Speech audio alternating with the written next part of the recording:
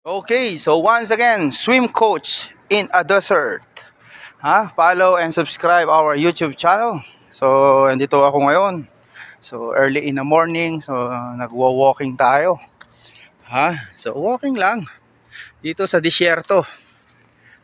So sinasabayan natin ang pagtaas ng araw habang naglalakad. So syempre maaga tayo nagising, so mamaya pa naman 3 PM ang swimming lesson natin. So kaysa mobile legend tayo, kaysa sa cellphone tayo, so ito na lang muna gawin natin. So sa umaga wala ka namang gagawin, tapos ka magluto, tapos ka maglaba, so sabayan mo na exercise. Yan, so lagi kong pinapaalala, no, sa mga kabaro natin, wag kayong tatamarin, wag nyo akong gagayahin, kasi ang hirap magbalik loob.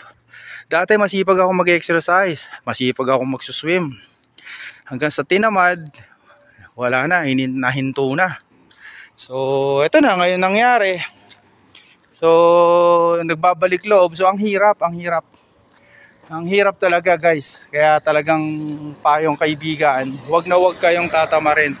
Isisingit nyo lagi ang exercise, palagi nyong gagawin yan.